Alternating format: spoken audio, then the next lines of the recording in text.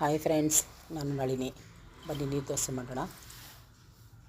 ಒಂದು ಲೋಟ ಅಷ್ಟು ಅಕ್ಕಿನ ರಾತ್ರಿ ನೆನೆಸಿಟ್ಟಿದ್ದೆ. ನೆಂದಿದೆ ಚೆನ್ನಾಗಿ.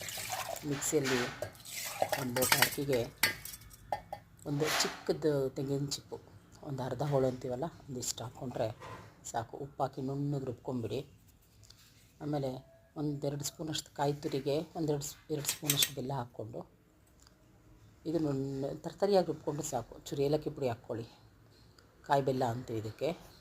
ಆಮೇಲೆ ಇನ್ನೊಂದು 3 ಸ್ಪೂನಷ್ಟು ತೆಂಗಿನ ತುರಿಗೆ, ಒಂದು 4-5 ಹಸಿಮೆಣ್ಸಿನ್ಕಾಯಿ, ಬೆಳ್ಳುಳ್ಳಿ, ಉಪ್ಪು, ಹುಣಸೆಹಣ್ಣು, ಸ್ವಲ್ಪ ಕೊತ್ತಂಬರಿ ಸೊಪ್ಪು ಹಾಕ್ಕೊಂಡು ನೀರು ಚಟ್ನಿ ಮಾಡ್ಕೊಂಬಿಡಿ. ಇದಕ್ಕೆ ಸ್ವೀಟು ಖಾರ ಇದ್ರೇ ಚೆನ್ನಾಗಿರುತ್ತೆ ನೀರು ದೋಸೆಗೆ ಕಾಂಬಿನೇಷನ್. ನೋಡಿ, ತವ ಬಿಸಿಯಾಗಿದೆ. ಇದು ನಾನ್ ಸ್ಟಿಕ್ ತವ ಅಲ್ಲ ಫ್ರೆಂಡ್ಸ್, ಹೋಟೆಲ್ ಬರುತ್ತಲ್ಲ ಆ ಥರ. ನಾನ್ ಸ್ಟಿಕ್ಕಲ್ಲಿ ಅಷ್ಟು ಚೆನ್ನಾಗಿ ಬರೋಲ್ಲ ನೀರು ದೋಸೆ. ನಾನು ಯಾವಾಗಲೂ ಇದೇ ಯೂಸ್ ಮಾಡ್ತೀನಿ.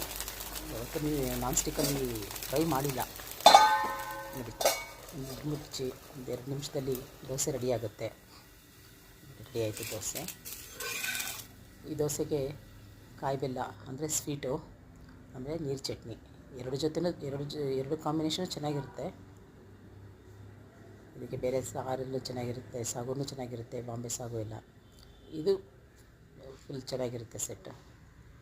ಬನ್ನಿ ನೋಡಿ ರೆಡಿಯಾಗಿದೆ. ಕಾಯಿ ತುರಿ, ಬೆಲ್ಲ, ನೀರು ಚಟ್ನಿ, ನೀರು ದೋಸೆ. ಒಂದು ಸಲ ಟ್ರೈ ಮಾಡಿ ಫ್ರೆಂಡ್ಸ್.